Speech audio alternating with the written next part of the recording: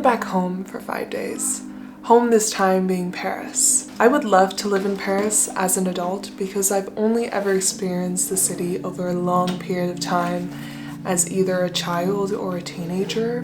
But I have a very complex relationship with the city. It feels similar to the type of relationship that works best when you're apart from one another and you long to be together until you are, and then it falls apart. I've never had Paris be so close to me. Growing up for a large part of my life in Canada left France feeling very far away from where I lived.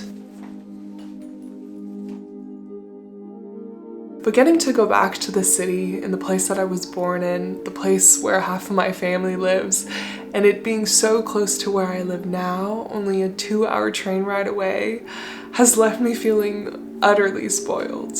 I love traveling, even if it's just back and forth from home to home. I love the challenge of sticking to my routine, but in a different environment, in a different space.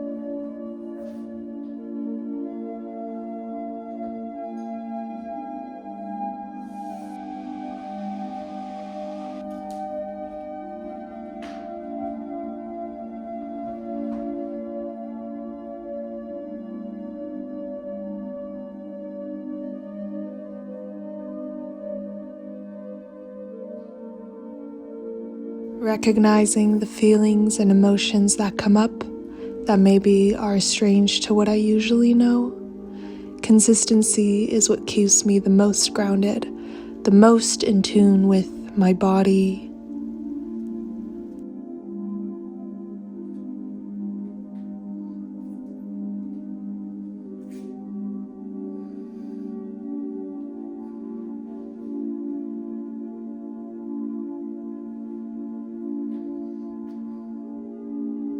My mind, my soul.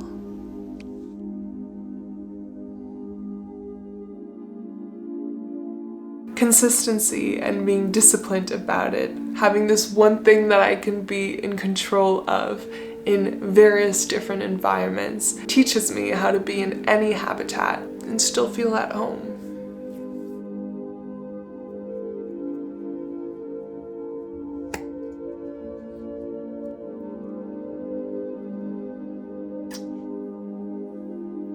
I woke up to snow the next day I arrived, and what a surprise this was for it to be only November and in Paris.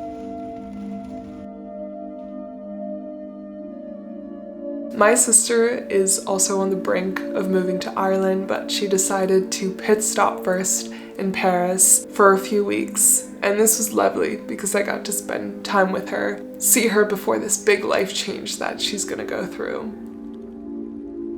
It's snowing in Paris in November. It was Halloween 2 weeks ago. It feels like we're in Canada.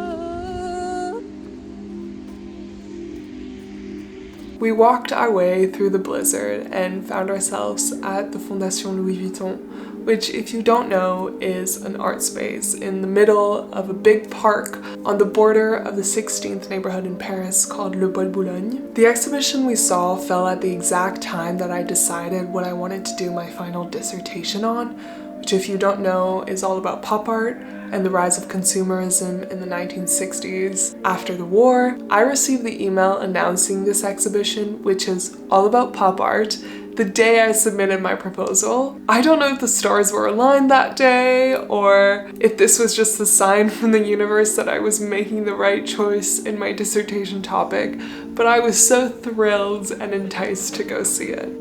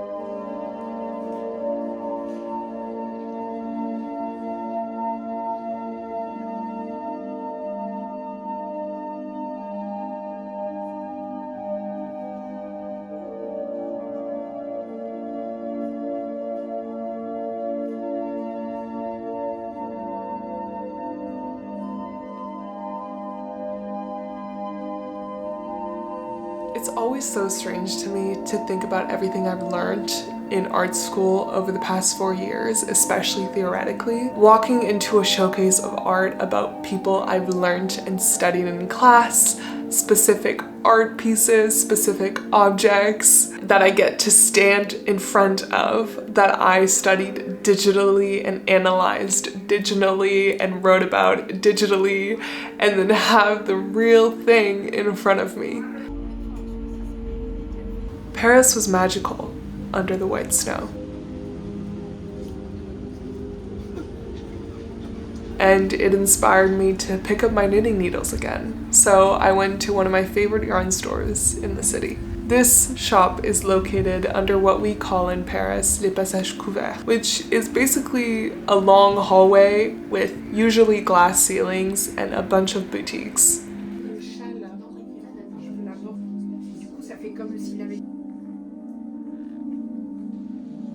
What I am torn about when it comes to France is its people. Listen, I am half French, but sometimes when I am around fully blooded French people, I cannot feel less French. I feel so distant sometimes from my people, from my culture, from the place that I was born and lived in. I guess it's because half of me is Canadian, which is the polar opposite culture, mindset, and personality that French people have. And so both of these extremes make me fall somewhere in the middle of the product of both of these places. I also don't feel fully connected to Canadians, which was definitely an interesting journey growing up, not really knowing how to answer when people ask me where I'm from, or the question of who are you? I'm still figuring that one out. Half of my days spent back home were spent up north in Normandy, where I do absolutely nothing every time I'm there.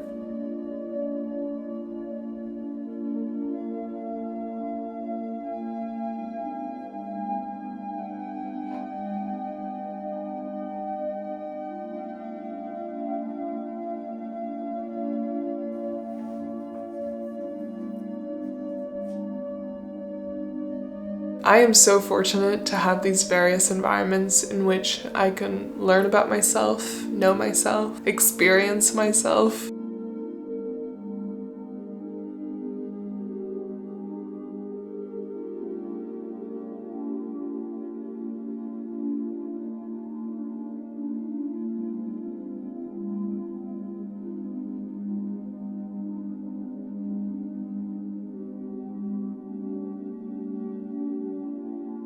I was by the beach in Normandy, and I'll be quite frank, I think I must have died in a past life, drowning or being eaten by something that lives below water, because I am terrified of large bodies of water. There's something about it that makes my skin crawl, something eerie, something that leaves me with a bad feeling inside. However, I love being by the sea.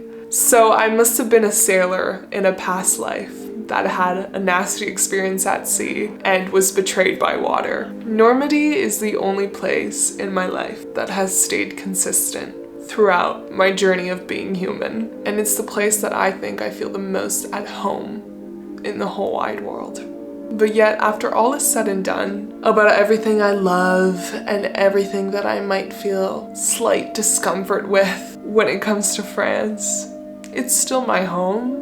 And I really feel it every time I leave it. I miss it the second I am back in London, the second I am back in Canada. I miss it. It's home. And home isn't always the comfort that we think it is. Sometimes it's about being taught a specific lesson, even though I haven't quite figured out what Paris is teaching me yet.